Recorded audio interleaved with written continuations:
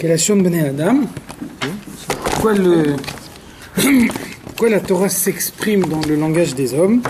Pourquoi la Torah cherche même à formuler des idées abstraites sous une forme matérielle que tout le monde peut comprendre.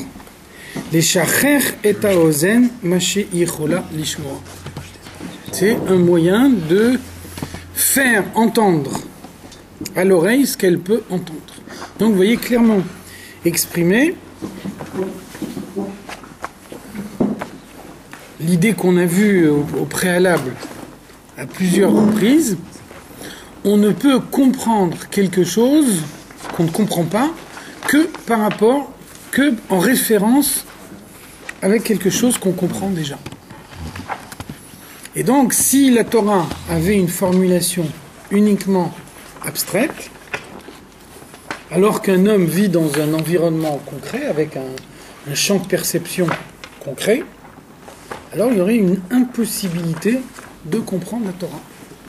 La Torah serait exprimée de telle façon qu'il serait impossible de la comprendre. Donc, la formulation de la Torah, c'est une formulation matérielle. Et donc, chaque fois qu'il y a une certaine façon de formuler, il y a toujours un risque. Le risque, c'est de penser que la Torah parle de choses matérielles. Donc c'est pour ça qu'on précise bien ici pourquoi est-ce que l'énoncé de la Torah est un énoncé matériel, uniquement les shacher et haozen, pour aboutir à une formulation qui soit compréhensible aux hommes, de façon à leur donner un point de référence à partir duquel ils peuvent raisonner. S'il n'y avait pas ce point de référence, la Torah serait incompréhensible. Et donc il ne faut pas imaginer que parce que la Torah s'exprime de façon matérielle, ça veut dire que le seul moyen de comprendre la Torah, c'est ce moyen matériel. Donc en fait, le sens propre de la Torah, c'est sa formulation spirituelle. C'est ce qui se passe dans les mondes supérieurs, c'est tout ce qui existe là-haut. Et ce que la Torah nous décrit en bas, c'est uniquement la conséquence matérielle de mécanismes spirituels. Ça veut dire que, en fait, étudier la Torah, c'est faire le cheminement inverse de celui de Dieu. Dieu, il a créé la Torah, ou vechormato echad. Dans un premier temps, quand Dieu a conçu la Torah, il l'a conçue sous une forme morale. Et puis après, dans un second temps,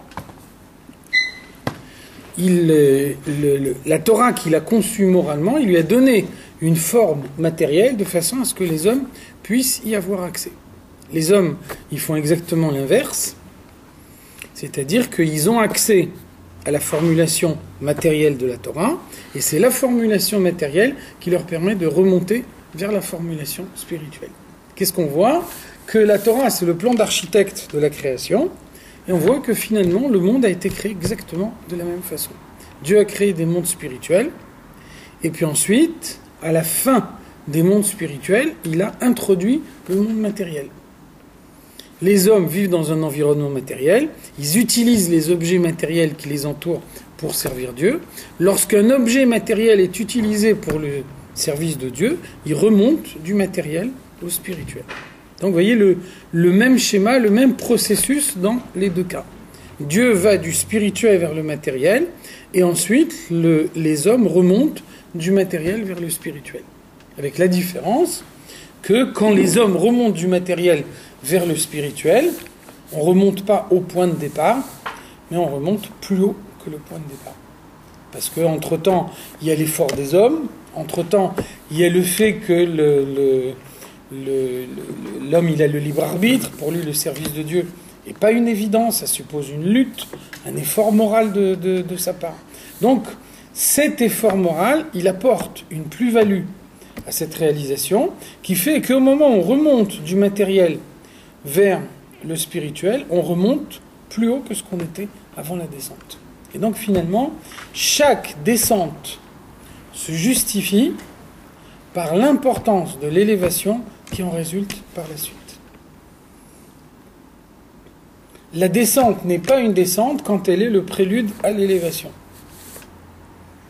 À partir du moment où la descente est un moyen de monter plus haut, elle devient elle-même partie de l'élévation.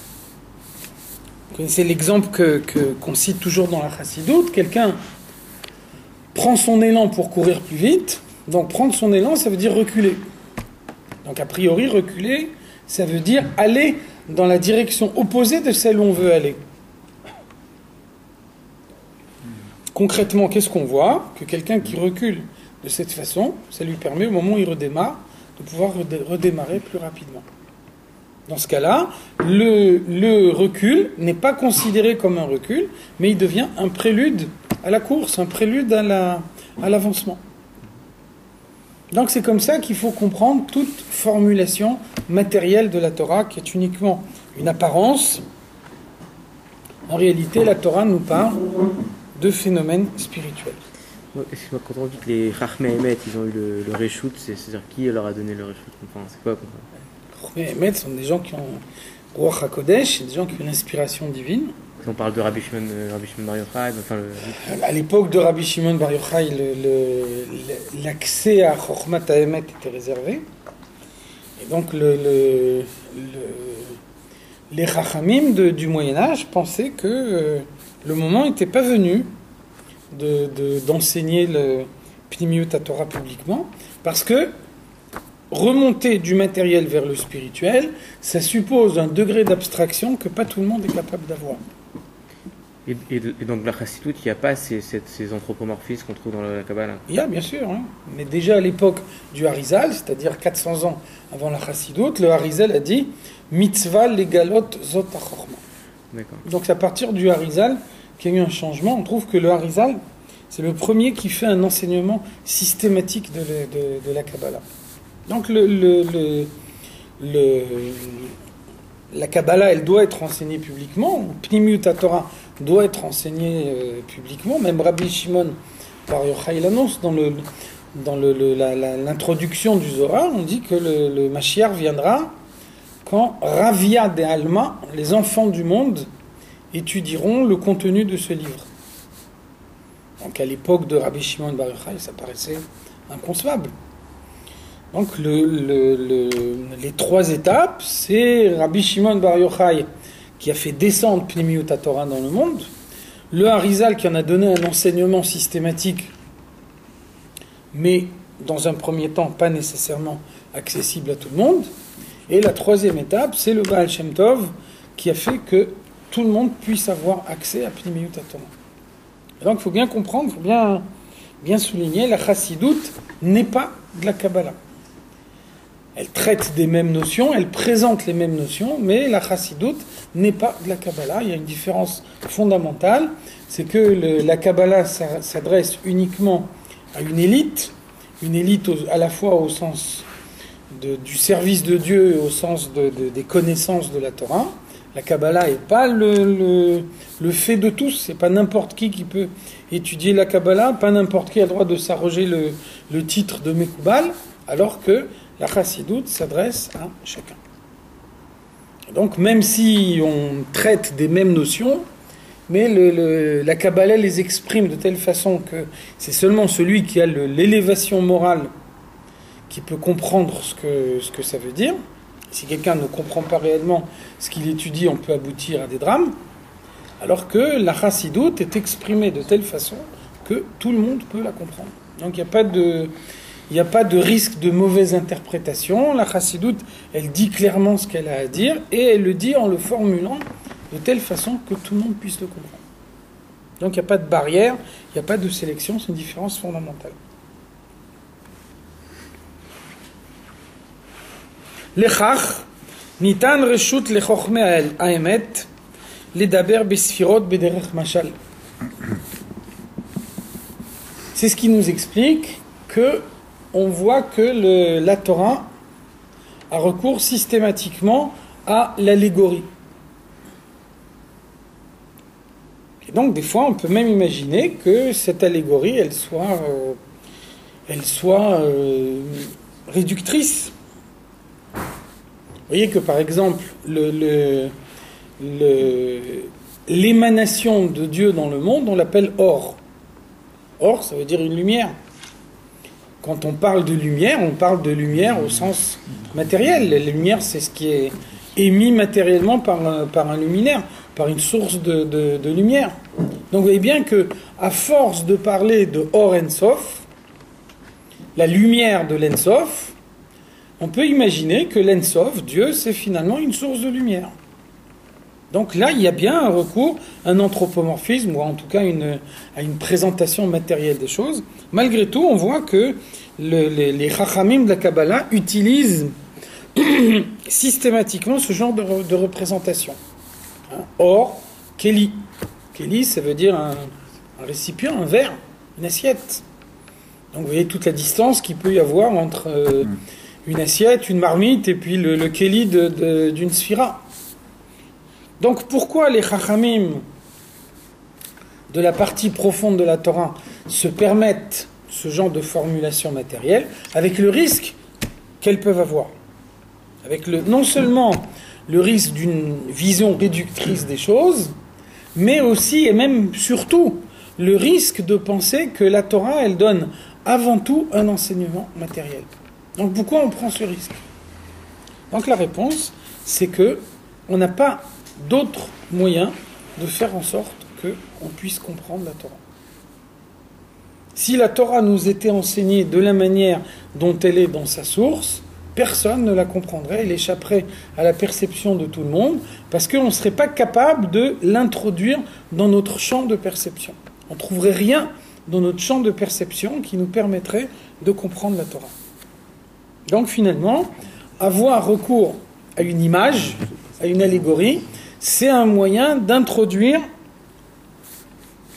de faire descendre vers soi quelque chose qui est a priori inaccessible. Comme ça qu'on explique dans la Chassidoute, on dit que la Chochma de Shlomo HaMelech, c'est que sur chaque idée de la Torah, il était capable de donner 3000 mashalim, 3000 allégories. Donc dans la Chassidoute, on pose la question, on dit finalement, est-ce que ça reflète vraiment la Chochma de Shlomo HaMelech? Finalement, donner 3000 exemples, ça suppose pas réellement d'être génial.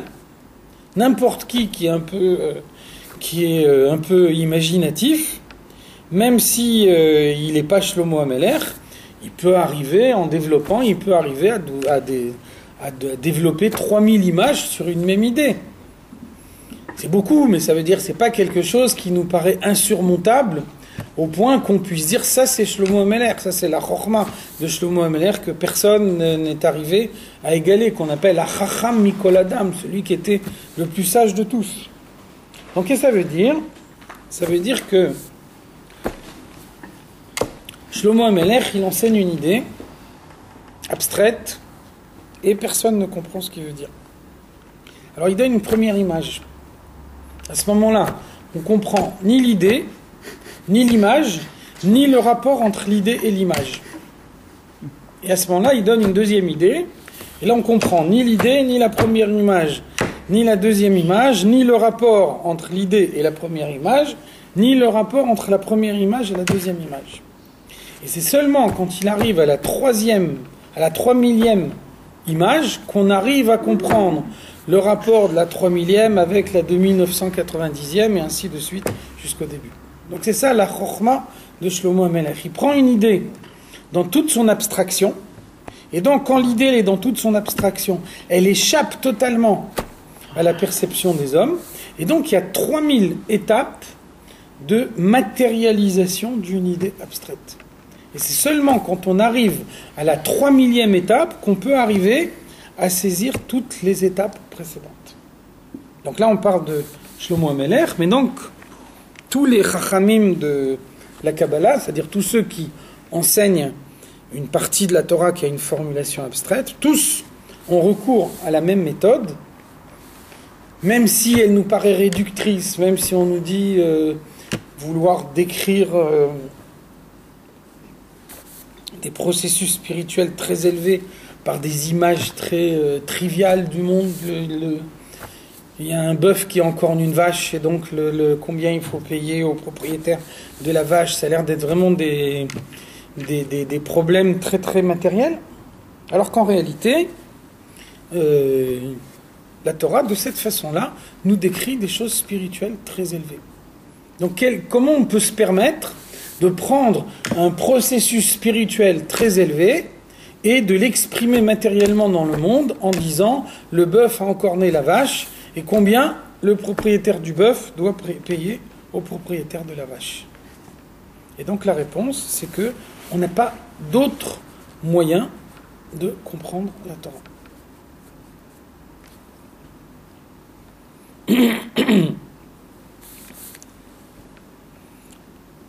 Autre exemple qu'on trouve dans la Torah, on a vu ici le Dibra Torah, qu'est la Shon Bnei Adam. La Torah s'exprime dans le langage des hommes. Autre exemple, que par exemple Rashi cite souvent dans le commentaire du Chumash, Rashi nous dit Diber akatuv behove. La Torah mentionne le cas le plus fréquent. Par exemple, la Torah va nous dire lorsque le bœuf encorne la vache dans le champ. En vérité, la halakha est exactement identique si le bœuf il a encorné la vache dans un autre endroit que dans le champ. Donc dans la Torah, chaque mot est compté. Pourquoi on a besoin de dire bassadé alors qu'en réalité, ça ne prête pas à conséquence, puisque si ça s'était passé dans n'importe quel autre endroit, la halakha aurait été identique. Alors c'est ça l'explication. Diber akatuv behove. La Torah parle du cas le plus fréquent. Pourquoi ? Parce que si la Torah nous parlait de quelque chose qui existe dans le monde, mais qui n'est pas fréquent, alors on peut imaginer au moins certaines personnes pour lesquelles l'image ne serait pas parlante.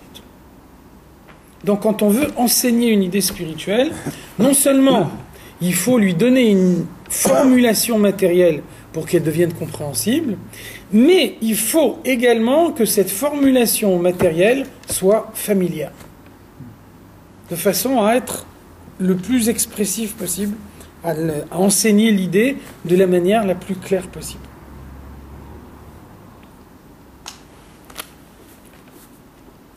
Vekaro tan orot.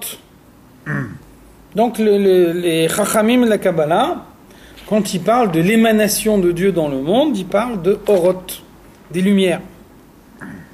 Alors qu'en fait, quand on nous dit le mot lumière, dans notre idée, on pense tout de suite à une lumière qui émane d'une ampoule. Et donc finalement, quand on appelle l'émanation de Dieu dans le monde lumière, c'est une matérialisation intolérable. On a vraiment matérialisé Dieu dans le monde. Alors pourquoi on se permet de le faire ? Kedei she'al-yadei hamashal hazeh yuvan lanu ktsat hayichud shel HaKadosh Baruch Hu umidotav.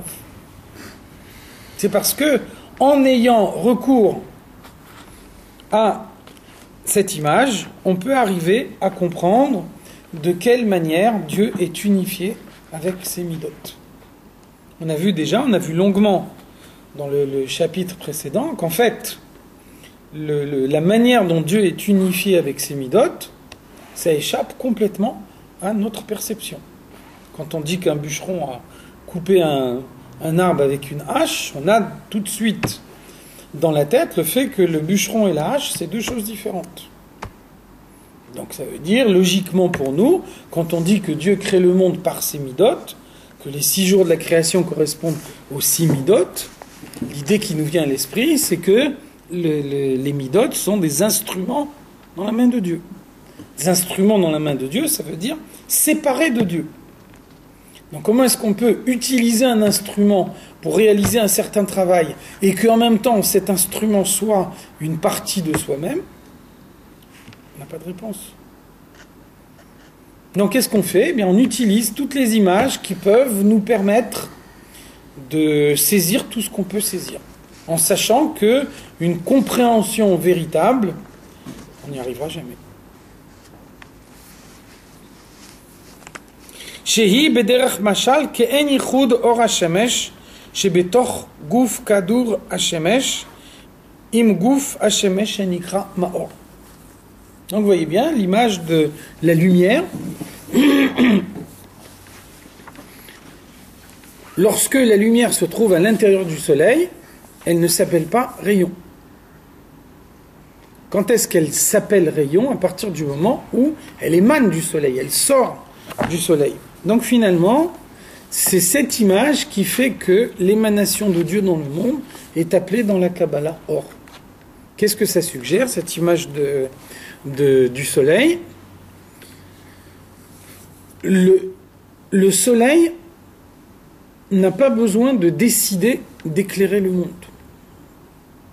Le monde, il est éclairé de manière naturelle par le soleil. Le fait que le monde, que la terre soit éclairée ou ne soit pas éclairée, ne change rien dans le soleil. À la différence, par exemple, d'un professeur qui prend la décision d'enseigner à ses élèves. Donc il y a un effort de sa part. Il y a quelque chose qui est sorti de lui. Il a trouvé une formulation qui peut convenir à ses élèves. Il peut être fatigué après avoir enseigné. Ça veut dire qu'il y a quelque chose qui a émané de lui. On ne va pas dire que le soleil est fatigué parce qu'il a envoyé ses rayons à la terre. Donc de la même façon, la création du monde ne change rien chez Dieu. Dieu est identique après la création comme il est avant la création. Deuxième point, le soleil envoie ses rayons à la terre.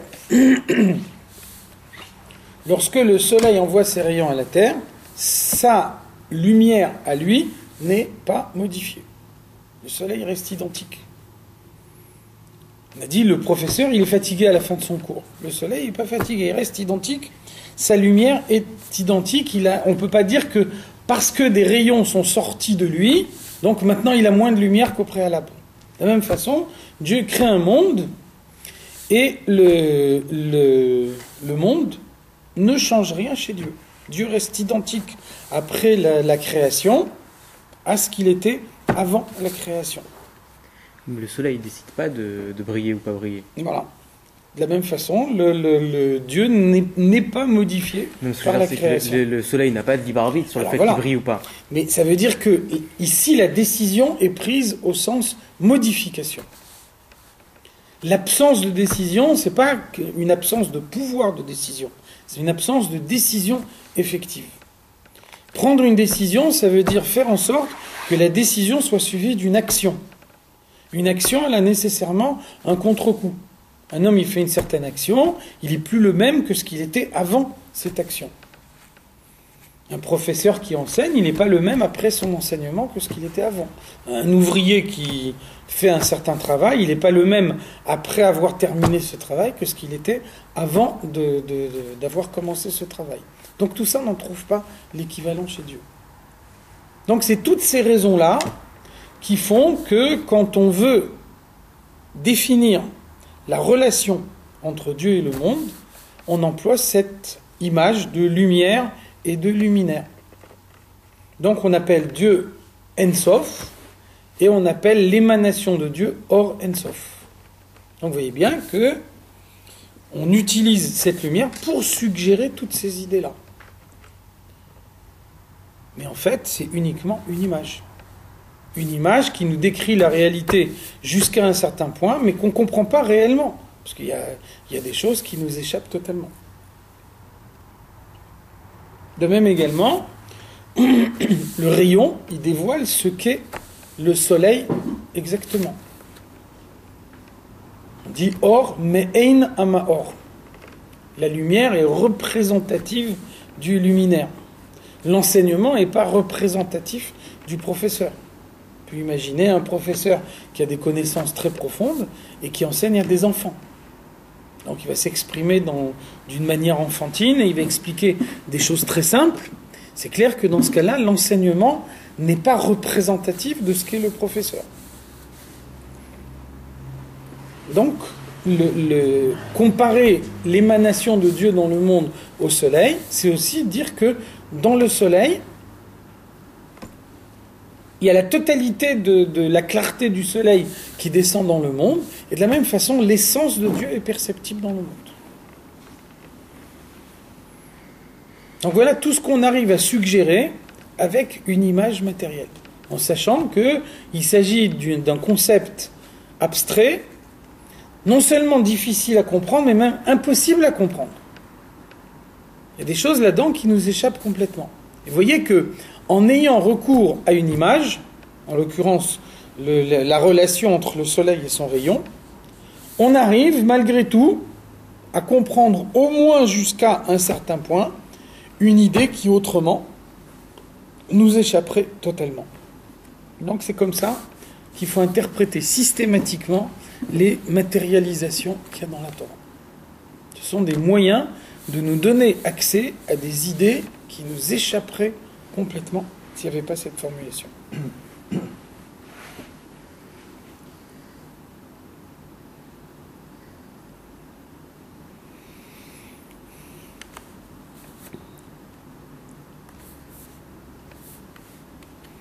Kemoshe Katouv, c'est pour ça que le verset nous dit Et Amaor Agadol, dans les versets de Bereshit, dans la création, la description de la création du monde. Donc le soleil, il est appelé Amaor Agadol, le grand luminaire. La lune, elle est appelée Amaor Akatan, le petit luminaire. Donc le soleil, c'est un luminaire. Et la lumière, le rayon qui émane du soleil, c'est une lumière. Et donc cette relation entre luminaire et lumière nous permet de comprendre la relation que Dieu peut avoir avec le monde, et surtout nous permet de comprendre jusqu'à un certain point, pas de comprendre intégralement, mais au moins de comprendre jusqu'à un certain point, le fait que Dieu peut créer un monde et ne pas être modifié par le monde qu'il a créé. Le fait que Dieu peut utiliser des midotes pour pouvoir créer le monde, et que malgré tout, ces midotes ne sont pas des instruments indépendants, mais une partie de lui-même. De la même façon que le rayon du soleil est une partie du soleil, à tel point que quand il est à l'intérieur du soleil, il ne s'appelle pas rayon, mais il s'appelle soleil. Donc voilà ce que l'image nous suggère. Et c'est que le Or En Sof, enfin, si on ne peut pas parler d'espace, mais si on parle il y a le soleil, il y a le rayon qui sort du soleil. Alors que chez Dieu, c'est... Alors encore une fois, il s'agit d'un exemple matériel. Un exemple matériel ne peut pas décrire en tout point une idée spirituelle. C'est impossible. Donc on ne peut pas avoir une image qui décrit l'intégralité de l'idée qu'on veut expliquer, pour une raison très simple, c'est que s'il y avait une image qui expliquait tout intégralement, on n'aurait pas besoin de l'image. Si l'image nous permet de tout comprendre, c'est une image inutile. À ce moment-là, on peut comprendre l'idée elle-même. Pourquoi est-ce qu'on a besoin d'une image ? C'est parce que l'idée elle-même n'est pas compréhensible. Comme l'idée elle-même n'est pas compréhensible, donc il y a des images qui nous permettent d'en comprendre une partie. Mais il n'y a pas d'image qui décrit à 100% l'idée qu'elle veut expliquer. D'accord. Sinon, elle devient inutile. C'est comme quand Rachid nous donne deux explications. Quand Rachid donne deux explications, ça veut dire qu'aucune des deux ne répond à 100% à la question posée. Rachid n'a pas pour but de faire un inventaire de toutes les réponses qui sont données sur les questions qu'on peut se poser sur la Torah. Rachid, il veut nous donner l'explication qui colle le mieux avec le pshat. Donc il n'y a aucune raison de donner deux explications. S'il y a deux explications, il y a nécessairement une des deux qui colle mieux avec le pshat, et c'est celle-là qu'il faut donner. Donc, chaque fois que Rachid donne deux explications, ça veut dire aucune des deux ne décrit le pshat à 100%. Sinon, on n'a pas besoin de deux, on a besoin d'une seule, ça suffit. Donc, ça veut dire qu'il y a certaines choses qu'on ne comprend pas dans le pshat, dont on va trouver l'explication dans la première, et puis il y a certaines choses qu'on ne comprend pas dans le pshat, dont on va trouver l'explication dans la deuxième. Mais si on avait une seule explication qui décrit tout, on n'a pas besoin d'une deuxième explication. Donc la même chose ici. Dans une image, quand la Torah emploie une image, il y a nécessairement des aspects de l'image qui ne collent pas avec ce qu'on veut décrire. Donc il ne faut pas chercher dans une parabole de la Torah, dans une allégorie, il ne faut pas chercher l'intégralité de l'idée qui est décrite, mais uniquement un certain aspect. Et c'est pour ça qu'on peut avoir 3000 images sur une même idée. Ça veut dire que ces 3000 images, elles vont nous décrire 3000 aspects différents de l'idée. Et c'est possible que même après avoir compris ces 3000 aspects différents, on n'aura pas encore réellement compris cette idée. Simplement, à ce moment-là, on aura l'approche la plus exacte qu'on peut avoir dans la mesure de la limite de nos moyens. En sachant que l'explication intégrale, on ne l'aura jamais.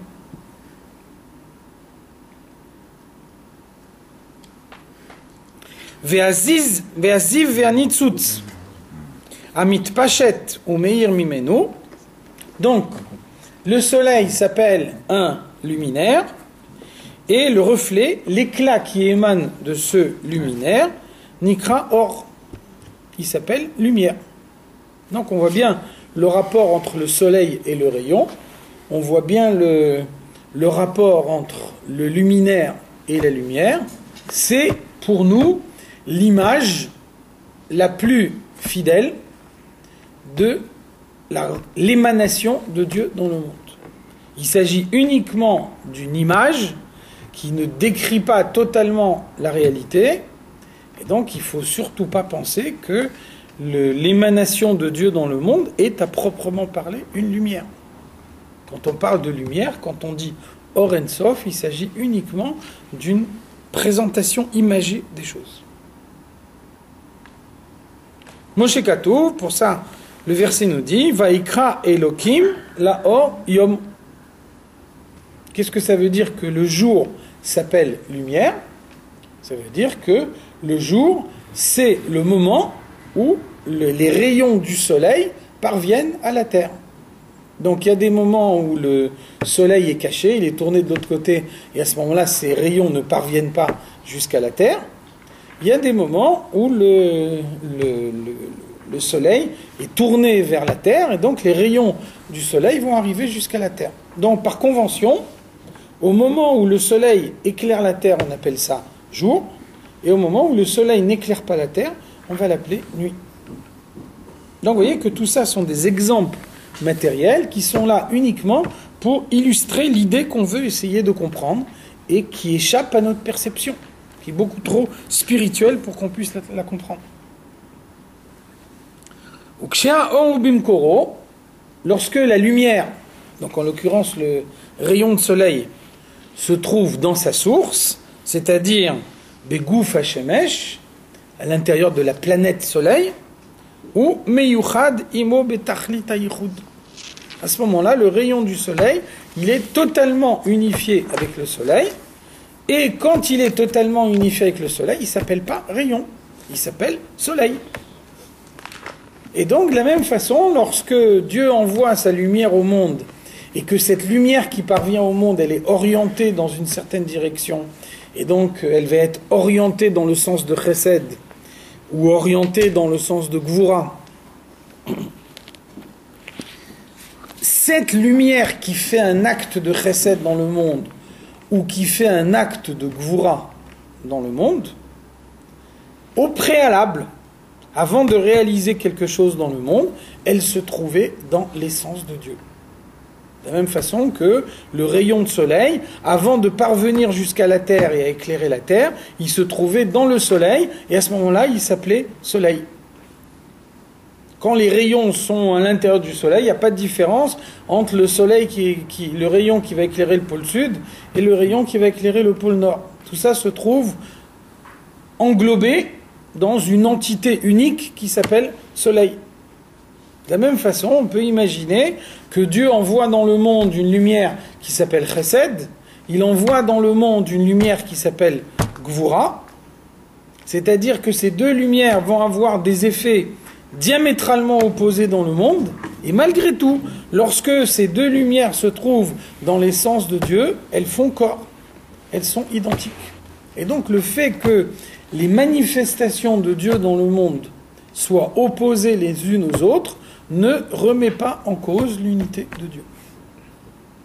Donc c'est ça l'idée qu'on veut comprendre, c'est ça l'idée que la question que se posent les Mekoubalim, c'est toute la raison de l'introduction de cette notion de Sphirot, qui est expliquée donc en particulier par le Harizal. Donc les Mekoubalim se posent la question, comment est-ce que une action précise de Dieu dans le monde ne remet pas en cause le caractère infini de Dieu? Un homme qui fait une chose, il ne peut pas en faire une autre. Un homme qui aime, il ne peut pas détester. Un homme qui déteste, il ne peut pas aimer. Ça veut dire que le fait de faire une chose bloque une autre chose. Donc comment on peut dire que Dieu fait un chesed dans le monde, Dieu fait un acte de gvoura dans le monde, mais tout ça, ça ne bloque pas Dieu. Le caractère infini de Dieu n'est pas remis en cause par toutes les manières que Dieu a de se manifester dans le monde. Donc vous voyez que on ne peut pas dire qu'on répond directement à la question, c'est des choses spirituelles qui nous échappent totalement. Néanmoins, vous voyez bien que avec cette idée du soleil et des rayons du soleil qui sont d'abord inclus dans le soleil, et quand ils sont inclus dans le soleil, ils s'appellent soleil, ils ne s'appellent pas rayons, et puis ensuite les rayons, ils arrivent dans le monde et puis ils peuvent se séparer au point qu'il y en a un qui va éclairer le pôle sud et l'autre qui va éclairer le pôle nord. Vous voyez que malgré tout, avec cette image, on a quand même certains éléments de réponse pour pouvoir répondre à la question qu'on se posait au préalable. On ne peut pas dire qu'on a répondu complètement, ça reste malgré tout quelque chose qui échappe à notre perception. On n'est pas capable de trouver dans notre champ de perception quelque chose qui nous permet réellement de comprendre cette chose-là.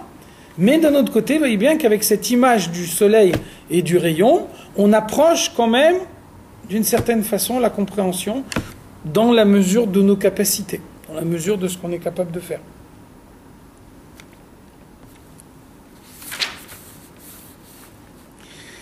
Ki en sham rak etzem echad, lorsque tous ces rayons qui sur la terre deviennent complètement différents les uns des autres, lorsque tous ces rayons se trouvent dans le soleil, ils forment une entité unique. Chez Gouf Amaor Ameir, qui est le soleil lui-même, le soleil qui éclaire la terre.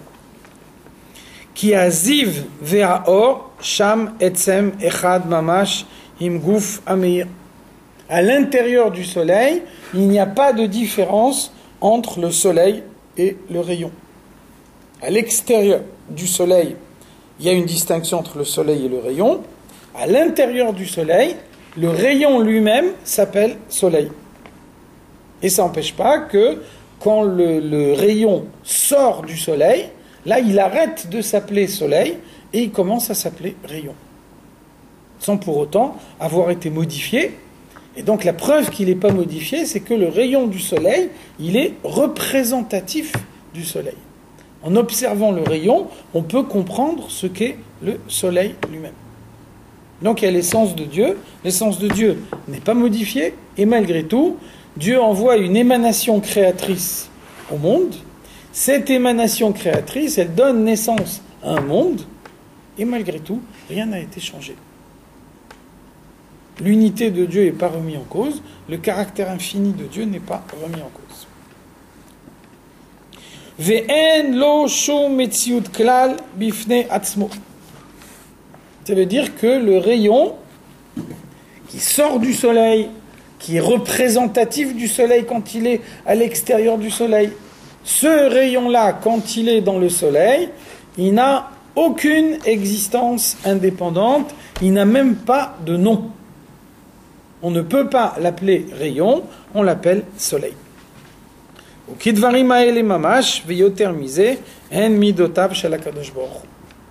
ce qu'on vient de dire, ça s'applique aux midot de Dieu. Donc les midot, ce sont les sphirotes du sentiment. Pourquoi est-ce qu'on parle ici de midot? Parce que les midot sont toujours envers quelqu'un d'autre. Le sentiment est toujours envers quelqu'un d'autre. Il n'y a pas de sentiment dans l'absolu. Il n'y a pas de bonté dans l'absolu. La bonté, c'est toujours envers quelqu'un. On fait un acte de bonté envers quelqu'un. Vous voyez que Abraham, il n'a pas d'invité parce qu'il vient de faire la mila, il souffre. En réalité, sa bonté n'est pas remise en cause. Tout le monde sait que c'est un homme bon. Et le fait que pour l'instant il n'exerce pas sa bonté concrètement, c'est tout simplement parce qu'il n'y a personne qui passe dans la rue, donc il peut inviter personne chez lui à la maison. Donc c'est pas qu'il n'y a pas de manque de sa part. Il n'y a pas d'erreur de sa part, des gens qui sont passés dans la rue qu'il n'a pas invités. Son comportement est irréprochable. Malgré ça, il souffre. Parce qu'il est bon, celui qui est bon, il a besoin d'exercer sa bonté. Au moment où il n'exerce pas sa bonté envers quelqu'un, alors il souffre, sa bonté n'est pas satisfaite. Donc vous voyez qu'il n'y a pas de sentiment dans l'absolu, il y a toujours un sentiment envers quelqu'un, à la différence de l'intellect, puisqu'il y a un intellect dans l'absolu. Non seulement il y a un intellect dans l'absolu, mais vous voyez que quand vous cherchez à comprendre quelque chose, quand vous voulez vous concentrer, la présence de quelqu'un d'autre vous dérange. Donc non seulement l'intellect il n'est pas partagé avec quelqu'un d'autre, mais l'intellect il se développe plus facilement en l'absence de quelqu'un d'autre. Alors que le sentiment, lui, il est toujours envers quelqu'un d'autre. Donc Dieu crée le monde avec le sentiment, puisque le sentiment, c'est ce qui crée une relation entre Dieu et un monde qui se veut extérieur à lui. Un monde qui est conçu pour pouvoir ressentir qu'il est extérieur à lui. Donc Dieu ne crée pas le monde avec les attributs de l'intellect. Les attributs de l'intellect, c'est ce qui lui permet de concevoir la Torah, qui est conçue avant la création du monde. Al-Paim Shana Kadma Torah Leolam. La Torah, elle précède la création du monde de 2000 ans. Donc une fois que les attributs de l'intellect, Hu vechormato echad, ont créé la Torah, ont conçu la Torah. Après, dans un second temps, Dieu il crée la terre, il crée le monde, il crée les mondes, les créatures qui ont la conscience de leur indépendance. Et donc, il crée le monde avec les midot, avec les attributs du sentiment. Donc, il y a 7 attributs du sentiment, 3 attributs de l'intellect. C'est pour ça qu'il y a 7 jours de la création. Et c'était pas possible de créer avec les mochines, il n'y avait pas de... Non. La création d'un monde qui a la conscience d'une existence autonome, qui se considère comme un interlocuteur, suppose une relation entre deux personnes qui n'existe pas dans les mourines. Dans les mourines, une fois que tu as compris d'ores et déjà une idée, à ce moment-là, tu peux la transmettre à quelqu'un d'autre. Par contre, tant que tu n'as pas compris l'idée, c'est toi qui dois réfléchir. Et à ce moment-là, la présence de quelqu'un d'autre te dérange. Si quelqu'un d'autre comprend pour toi, c'est pas toi qui comprends. Donc il faut que toi, tu comprennes avec ton propre intellect, avec ta propre réflexion. Là, il n'y a pas d'échange, l'échange, il est préalable. Quelqu'un me donne les explications dont j'ai besoin, des explications que par moi-même je ne connais pas. Mais une fois que j'ai reçu toutes les explications nécessaires, c'est moi qui dois réfléchir. Donc là, j'ai plus besoin de l'autre. Là, il n'y a pas de... ça. Moi, je dois réfléchir. C'est Bina. C'est Bina, hein. Donc, c'est-à-dire Chorma, il y a besoin quand même de quelqu'un d'autre. Oui, mais Chorma, c'est pas encore une compréhension. La compréhension, elle commence à partir de Bina. Si j'ai fait que recueillir des éléments auprès des autres, et je peux par exemple avoir une très bonne mémoire, donc je suis capable de répéter exactement ce qu'on m'a dit, ça ne veut pas dire nécessairement que j'ai compris. Par contre, quand je suis capable de reformuler ce qu'on m'a dit, et que je vois que en reformulant l'idée, je ne l'ai pas trahi, là je peux dire que j'ai compris. Donc en tout état de cause, comprendre, c'est un processus interne. Par contre, le sentiment, c'est tourner vers l'extérieur.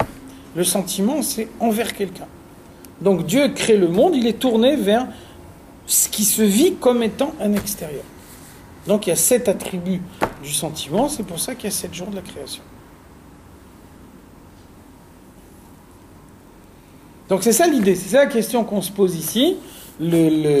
Dieu crée le monde par l'intermédiaire de ces 7 midotes, de ces 7 attributs de l'émotion. Donc c'est là qu'on bloque.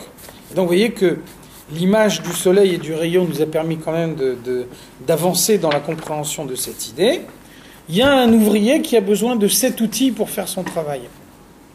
Il a une boîte à outils dans laquelle se trouvent 7 outils. Et donc il va faire successivement des travaux avec chacun de ces 7 outils. Les 7 outils ne font pas partie de lui. Les 7 outils sont indépendants par rapport à lui. Il peut les jeter quand il veut. Les outils et lui, c'est 2 choses différentes. Dieu, il crée le monde avec 7 midotes, et on nous dit les 7 midotes sont une partie de lui. Donc c'est une idée qui par elle-même est difficile à comprendre. Vous voyez que l'image du soleil, même si elle ne nous donne pas une compréhension exhaustive, elle nous permet quand même d'approcher un peu plus cette idée, puisque vous voyez que le rayon, il se sépare du soleil pour venir éclairer la Terre, ce qui n'empêche pas que quand le rayon il est à l'intérieur du soleil, il ne s'appelle pas rayon, mais il s'appelle soleil. Il est partie intégrante du soleil. Donc de la même façon, Dieu a en lui ce qu'on appelle or, parce qu'on n'a pas d'autres termes pour pouvoir le décrire d'une façon plus précise. Et donc de la même façon que la lumière, elle sort du soleil pour devenir un rayon, il y a une lumière qui va sortir de Dieu, qui va s'appeler Chesed, qui va créer le premier jour. Il y a une deuxième lumière qui va sortir de Dieu, qui va s'appeler Gvura, et qui va créer le deuxième jour, et ainsi de suite pour toute la création.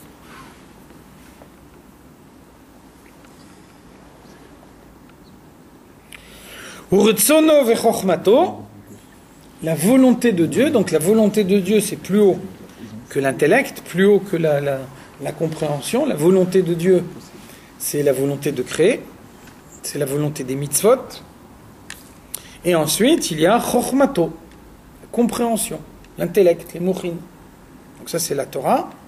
Et ensuite une fois que Dieu exprime une volonté, formule une volonté, et que cette volonté prend une formule intellectuelle, alors après, dans un second temps, il faut que cette formulation intellectuelle, elle puisse passer dans les sentiments. Donc on a déjà vu que dans la Chassidoute, on nous dit que le sentiment, c'est l'indice que la compréhension est arrivée à maturité. Un sentiment est systématiquement le produit d'une compréhension. Un sentiment naturel, un sentiment qui n'est pas le produit d'une compréhension, même si c'est le sentiment le plus élevé qu'on peut imaginer, le désir de venir en aide aux autres, etc., à partir du moment où ce n'est pas sous-tendu par une réflexion, mais c'est un sentiment naturel, ça s'appelle un sentiment animal. Le corbeau, il est naturellement cruel, l'aigle, il est naturellement miséricordieux. Ce sont des sentiments naturels, parce que ces animaux-là, ils sont créés de cette façon-là. C'est pas le fruit d'une réflexion qui les a conduits à être cruels ou à être miséricordieux. Donc, un sentiment comme ça, il s'appelle un sentiment animal, quel qu'il soit positif ou qu'il soit négatif. Donc le sentiment véritable, le sentiment qui a une valeur, c'est le sentiment qui est produit de la réflexion. Lorsque la réflexion arrive à maturité, elle produit un sentiment. La production de ce sentiment, c'est la preuve qu'on a réellement compris. Quand on a bien compris une idée, donc on n'est pas indifférent par rapport à une idée qu'on a comprise, quand on a compris une idée, elle doit provoquer un sentiment. Quelqu'un qui comprend réellement la grandeur de Dieu, il doit sentir en lui un sentiment d'amour de Dieu. Quelqu'un qui comprend la grandeur, l'immensité de Dieu et sa petitesse à lui, il doit nécessairement ressentir un sentiment de crainte de Dieu. Si quelqu'un dit j'ai parfaitement compris l'importance de mettre les tefilines, mais c'est pas certain que je les mettrai demain matin, ça veut dire en fait qu'il n'a pas réellement compris. Si quelqu'un comprend l'importance des tefilines, l'aboutissement logique de la compréhension, j'ai compris l'importance de la mitzvah des tefilines, c'est de dire, je peux pas imaginer à partir de maintenant de ne pas les mettre. Vous voyez que la phrase j'ai parfaitement compris la valeur des tefilines, mais pour moi c'est pas exclu de ne pas les mettre, c'est une phrase aberrante. Si j'ai réellement compris, je mettrai les tefilines. Si je peux envisager de ne pas mettre les tefilines, c'est que j'ai pas compris. Donc vous voyez que le sentiment est toujours le fruit d'une compréhension. Et qu'est-ce qu'on appelle Timtum Alev? Parce que quand il y a Timtum Alev, ça veut dire que la compréhension n'est pas véritable ou pas forcément? Ça veut dire que la compréhension n'est pas aboutie. Ça veut dire que entre le corps de l'homme est fait de telle façon que entre le cerveau et le cœur, il y a le cou qui est un goulot d'étranglement. Donc le but du cou, la nuque en hébreu c'est Haoref. Haoref, c'est les mêmes lettres que Paro. Paro, c'est celui qui a dit le Et Havaye lo yadati ve bnei Israël lo hashaleach. Moi je comprends pas ce que vous dites, donc je vois pas pourquoi je dois libérer les bnei Israël. Donc c'est ça Paro, Haoref. C'est le blocage au niveau intellectuel. Au niveau intellectuel, tu peux faire ce que tu veux, mais fais en sorte que ta compréhension intellectuelle ne descend pas dans les sentiments. C'est la même chose pour Amalek. Amalek, c'est écrit ou Malak et Rocho. Cohen, des fois, il prenait une colombe et puis avec l'ongle, il lui coupait la tête du reste du corps. Ça s'appelle Malak ou Malak et Rocho. Donc Amalek, c'est la même racine. Asher karcha baderer, celui qui t'a rencontré dans le chemin. Kar, ça veut dire froid. Celui qui t'a refroidi dans le chemin, ça veut dire tu as compris intellectuellement. Fais en sorte que ta compréhension intellectuelle, elle reste purement intellectuelle, mais que surtout, elle ne produise pas un sentiment.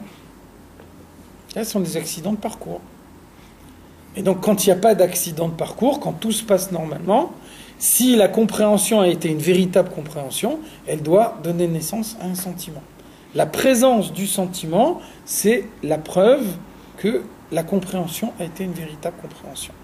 Et donc, encore une fois, comme on l'a dit tout à l'heure, l'homme, il est créé à l'image de Dieu. Et donc, tout ce qui agit, tout ce qui existe en l'homme, ça existe aussi chez Dieu. Et c'est parce que ça existe chez Dieu que ça existe aussi en l'homme. Donc, un homme, il comprend. Une fois qu'il a réfléchi, s'il a réellement bien compris, alors ce qu'il a compris met en éveil chez lui un sentiment. De la même façon, Dieu, il veut créer le monde. Donc, dans un premier temps, sa volonté se formule. La volonté, elle est antérieure à la compréhension. Comme quelqu'un qui dit « je veux comprendre ». Je veux comprendre, c'est une motivation à comprendre. Et bien dans la pratique, que quelqu'un qui est motivé à comprendre et qui a des capacités intellectuelles limitées, il peut comprendre beaucoup plus que celui qui a des capacités intellectuelles beaucoup plus développées, mais une motivation réduite. Donc la motivation, c'est le ratson, qui est préalable à la compréhension.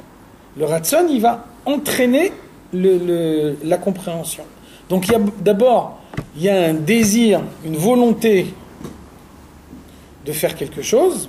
Ensuite, il y a la compréhension, l'analyse intellectuelle qui permet de comprendre de quelle manière cette chose-là, elle est faisable.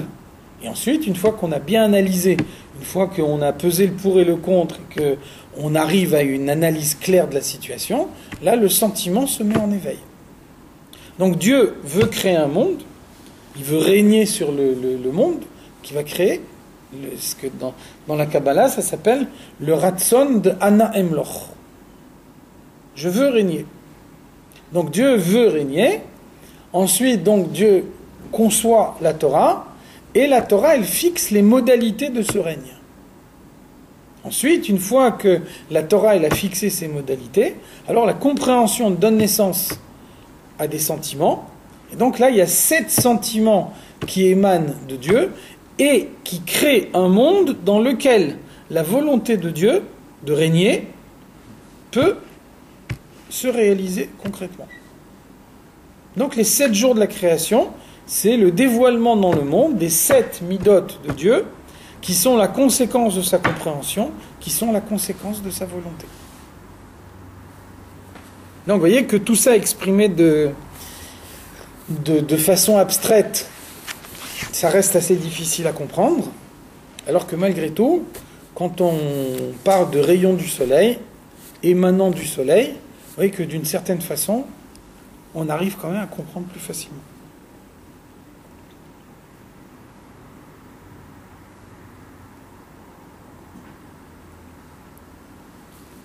Im muhuto ve'atzmuto kivyachol amitlabesh betocham. Donc il y a un monde d'Atsilut, qui est le premier monde créé, dans lequel il y a des kelim, il y a des orot, tout ça c'est des termes a priori très matériels, des récipients, des lumières. On fait vraiment appel ici à des notions du monde.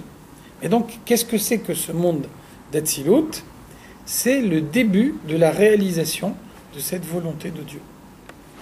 C'est là que pour la première fois, il y a une existence, un monde créé, qui est encore très loin du monde tel qu'il est dans sa dimension matérielle. En Atsilut, le mal n'existe pas. Donc dès l'instant où il n'y a pas de mal, il n'y a pas de séparation réelle de Dieu. Le monde d'Atsilut, il s'appelle Elokut. Et en même temps, le monde d'Atsilut, c'est un monde créé. Donc pour la première fois, on a un monde créé qui a une existence qui semble être indépendante. Et donc l'image du rayon de soleil nous permet de comprendre que cette indépendance de la création n'est en réalité qu'une apparence.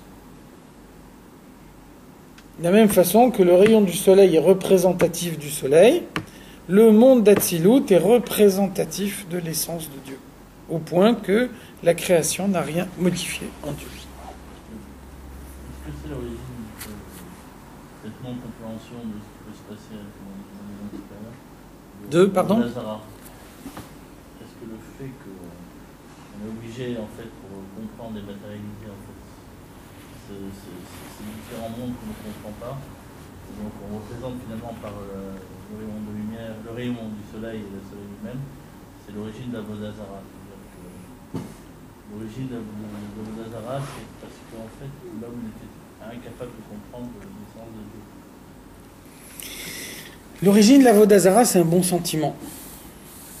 À l'origine, les premières générations de la Vodazara, c'est des gens qui avaient des bons sentiments. L'origine de la Vodazara, c'est de dire, moi devant Dieu, je suis infiniment petit, et donc le soleil, il est infiniment grand. Et donc, au lieu de prier directement Dieu, je vais prier le soleil en chargeant le soleil de transmettre ma prière à Dieu. Et donc, comme le soleil, il est infiniment plus grand que moi, donc vraisemblablement, Dieu accueillera une prière qui vient du soleil beaucoup mieux qu'il accueillera une prière qui vient de moi. Après, quelques générations plus tard, on a oublié qu'on priait le soleil uniquement pour lui demander de transmettre la prière à Dieu. On a commencé à prier le soleil comme destinataire final de la prière. Donc ça veut dire qu'à l'origine, la Vodazara, c'était un bon sentiment. La Vodazara, à l'origine, c'était la conscience de la petitesse de l'homme. Maintenant, quelle est la faille du raisonnement? Est-ce qu'il y a une faille dans ce raisonnement au point que de ce raisonnement, c'est la Vodazara qui a pu découler? C'est parce que par rapport à Dieu, il n'y a pas de différence entre moi et le soleil. Même si par rapport à moi, le soleil il est infiniment grand, mais par rapport à la grandeur de Dieu, la différence qu'il peut y avoir entre moi et le soleil, elle est insignifiante. Donc comme moi je suis insignifiant devant Dieu, le soleil il est tout aussi insignifiant que moi devant Dieu. Donc ça n'a pas de sens de charger le soleil de transmettre ma prière à Dieu. Penser que Dieu il accueillera mieux une prière qui vient du soleil, c'est sous-évaluer la grandeur de Dieu. C'est ça la faille du raisonnement. Et autrement, à l'origine, ça vient effectivement d'un bon sentiment, c'est de dire je suis infiniment petit. Je suis conscient de ma petitesse et je suis tellement petit que je ne vois pas pourquoi Dieu accepterait ma prière. Je ne vois pas pourquoi ma prière elle aurait une valeur quelconque devant la grandeur de Dieu. Là, il y a une faille du raisonnement en surévaluant la valeur de la création.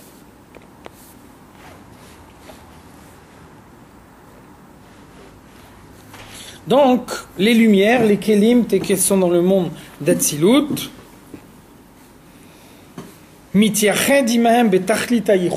Dieu s'unifie totalement avec ces kélim, avec ces lumières, au point qu'on peut dire qu'elles n'ont pas du tout d'existence indépendante. Elles sont totalement une émanation de Dieu. Mais puisqu'elles émanent de l'essence de Dieu, ces lumières, et donc quand ces lumières arrivent dans le monde d'Atsilut, elles ne sont pas du tout modifiées par rapport à ce qu'elles sont dans l'essence de Dieu. Elles restent identiques. Al-derech mashal, kederech itpashtut haor me hashemesh, exactement comme dans l'exemple qu'on a vu tout à l'heure, le rayon qui se répand du soleil, il est représentatif du soleil. On ne peut pas dire que lorsqu'il sort du soleil, il crée une entité autonome. Même en sortant du soleil, il reste représentatif du soleil. Donc de la même façon, les lumières de Dieu, les kélim de Dieu, ils arrivent en Atsilut, et en se trouvant en Atsilut, ils acquièrent une existence indépendante, uniquement en apparence. En réalité, ils restent partie intégrante de Dieu, et ils n'ont pas d'existence indépendante. Achlo mamash bederachze. Donc l'image du soleil et du rayon n'est pas une image fidèle. Elle ne nous décrit pas la totalité de la réalité. Rak bederech rechoka venifla'an. La réalité, c'est que tout ça échappe à notre compréhension. Nifla me asagatenu. Pélé, ça veut dire nifla, ça veut dire ce qui échappe à la compréhension de l'homme. Pélé, c'est les mêmes lettres que Aleph. Aleph, c'est le début de la compréhension. Pélé, c'est ce qui échappe à notre compréhension. Ça veut dire que finalement, entre ce qu'on commence à comprendre et ce qu'on ne comprend pas du tout, il y a très peu de différence. Même ce qu'on comprend, on n'arrive à le comprendre que jusqu'à un certain point. Donc la compréhension de l'homme, elle reste toujours une compréhension relative. On ne peut jamais dire qu'on a réellement compris une certaine idée. Pourquoi ? Parce que les voies de Dieu sont infiniment plus hautes que nos voies à nous. Et donc finalement, c'est pas étonnant que la créature ne comprenne pas le Créateur. C'est plutôt l'inverse qui serait surprenant.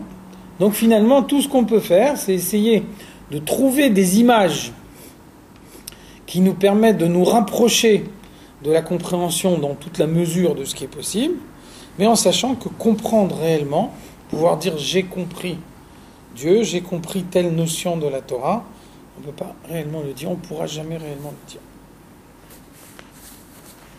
Mikol Makom, malgré tout ça, les shacher haozen, pour formuler les explications de la Torah sous une formulation qui nous soit compréhensible, Nishma, nous étudions, Venid Bonen, et nous méditons, nous réfléchissons, Mimashal Or Hashemesh, sur cette image du rayon du soleil qui se trouve à l'intérieur du soleil.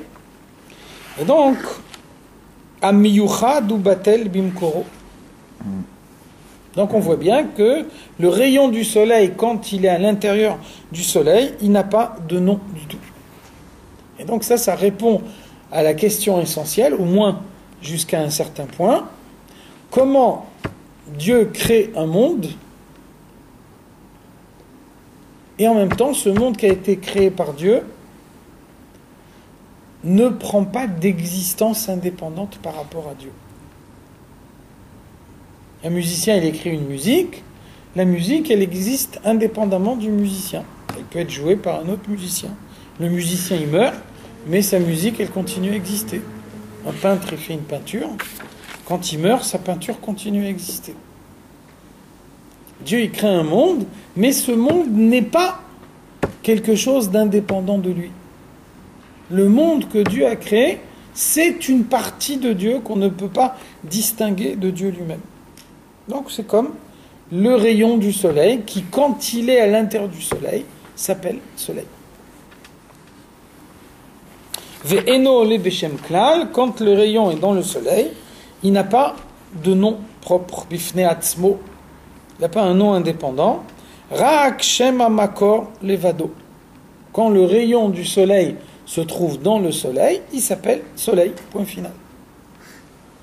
Point qu'on dit que quand la création a été faite ex nihilo, c'est-à-dire si Hachem a le temps d'un clin d'œil, il se retire de ça, ça revient immédiatement, ça veut dire c'est comparé comme le rayon qui intègre à ce moment le soleil. Absolument. Que le rayon il n'a jamais existé.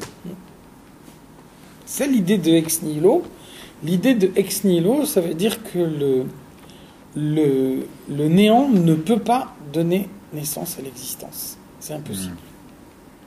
La seule existence possible est une existence de transformation.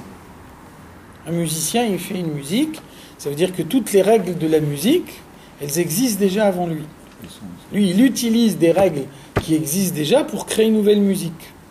Un peintre, il utilise des couleurs, il utilise des pinceaux, il utilise une toile qui existe déjà, il utilise des règles de la peinture, et donc il utilise tout ça pour faire une peinture. Mais en réalité, les couleurs, elles existent déjà au préalable, la toile, elle existe déjà au préalable. Donc, ces créations-là ne sont que des transformations. Une création qui est une transformation, elle peut prendre une existence indépendante du créateur. Par contre, le néant n'est pas une matière première. À partir du néant, on ne peut rien faire. Donc il ne peut pas y avoir d'existence durable à partir du néant. À partir du moment où la base de l'existence c'est le néant, ça suppose une intervention permanente du créateur. Et si à un moment cette intervention du créateur s'arrête, alors il y a un retour immédiat au néant. Ça, Dieu est Kol Yachol, non? On pourrait imaginer que Dieu crée un monde, parce que ça fait partie des clalim du si tu veux dire Dieu est Kol Yachol, là on peut tout remettre en cause. Parce que c'est à partir du moment Dieu, il a créé le monde en 6 jours, mais comme il est Kol Yachol, il aurait pu le faire en 4. Et oui. Dieu, il a créé le monde avec 4 saisons, il aurait pu en faire 8. On peut... L'idée Kol Yachol par elle-même, elle n'est pas acceptable. Ça veut dire, on ne peut pas utiliser la notion de Kol Yachol pour dire ça échappe à notre compréhension, donc on n'essaie pas de comprendre. C'est-à-dire que Dieu a créé des klalim à Sechel, et à partir de là, on peut dire effectivement que Dieu a besoin de refaire la création de Chol Rega Verega, mais avant ces klalim à Sechel, Dieu est Kol Yachol. Alors avec la différence qu'effectivement, un homme a des klalim qui s'imposent à lui. Donc il n'a pas le choix, il est obligé de les respecter. Par contre, Dieu, c'est lui qui crée les klalim. Ça n'empêche pas qu'à partir du moment où il a créé les klalim, lui-même il les applique. D'accord. Et donc quand lui il les applique, on peut les étudier, on peut essayer de comprendre. Mais tu ne peux pas poser la question, oui mais si Dieu n'appliquait pas les klalim. On aurait pu envisager un autre système, quoi, c'est ce que je voulais dire. Ah, on aurait pu envisager tous les systèmes. Dieu il n'est pas limité, c'est clair. Simplement, Dieu a décidé d'utiliser ce système-là, et donc nous on doit étudier ce système-là.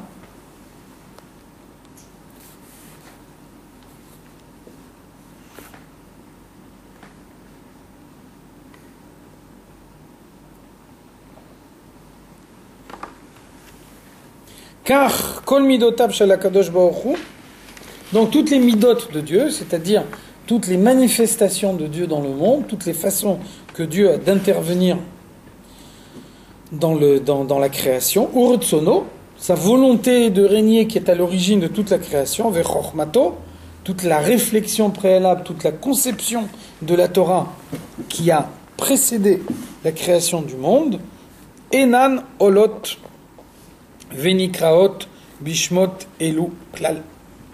Tout ça n'a pas d'existence indépendante. Et donc on a dit déjà avant que tout ça, ça échappe à notre compréhension. Dieu a la volonté de régner, Ana Emloch. Dieu veut créer un monde pour pouvoir régner sur le monde, vous voyez bien que chez un homme, la volonté ne fait pas partie de l'essence de la personnalité. C'est pour ça qu'on a une volonté à partir d'un certain moment. Au préalable, on ne l'avait pas. On peut également changer de volonté. Un jour, on veut quelque chose, le lendemain, on veut le contraire. Chez Dieu, la volonté fait partie de son essence. Chez un homme, on peut dire « j'ai eu cette volonté tel jour à telle heure ». Chez Dieu, ça n'a pas de sens, puisque la volonté de créer le monde, elle est préalable à la création du temps. Donc, comme le temps n'existe pas, on ne peut pas dire avant et après, ça n'a pas de sens. Ensuite, Dieu passe du Ratson à la Chokhma. Ça, c'est la Torah. Même chose. Hu vechokhmato echad. On ne comprend pas ce que ça veut dire. Un homme, il acquiert une certaine connaissance. Cette connaissance, elle ne fait pas partie de lui. Il n'est pas né avec. S'il a vécu une partie de son existence sans cette connaissance, ça veut dire qu'elle ne le décrit pas profondément. Si cette connaissance était lui-même, il aurait depuis l'instant de sa naissance. Ça n'existe pas. Personne n'a des connaissances innées. Donc, Hu vechokhmato echad, on ne comprend pas ce que ça veut dire. Ensuite, une fois que Dieu a conçu la Torah, Dieu crée le monde de manière effective avec les midot. Donc là aussi, les midot, les sentiments, c'est envers quelqu'un d'autre. Les sentiments de l'homme, ils peuvent fluctuer. Il y a telle personne que j'aime beaucoup, et puis un jour, il me déçoit, et donc le lendemain, ma façon de le considérer, elle change. Chez Dieu, ça n'a pas de sens. La mida, elle fonctionne toujours de la même façon, parce qu'elle fait partie de l'essence de Dieu. Donc vous voyez qu'on peut comprendre l'architecture du système, mais on ne comprend pas la nature du système. Donc c'est pour ça qu'on a cette image du soleil et du rayon de soleil qui nous permettent de comprendre au moins jusqu'à un certain point qu'est-ce que ça veut dire, même que, on ne peut pas dire qu'on le comprenne réellement, mais on peut comprendre que Dieu a un ratson, Dieu a une chokhma, Dieu a des midot, et quand même, tout ça fait partie de l'essence de Dieu, ne remet pas en cause l'unité de Dieu, et ne sont pas des modifications de Dieu. Et donc après que tout ce système se soit mis en place, et qu'avec tout ça, Dieu ait créé un monde qui a l'apparence d'une existence indépendante, en réalité, tout ça ne modifie rien chez Dieu. Et Dieu, il reste identique après la création à ce qu'il était avant la création. Alors, on va s'arrêter là.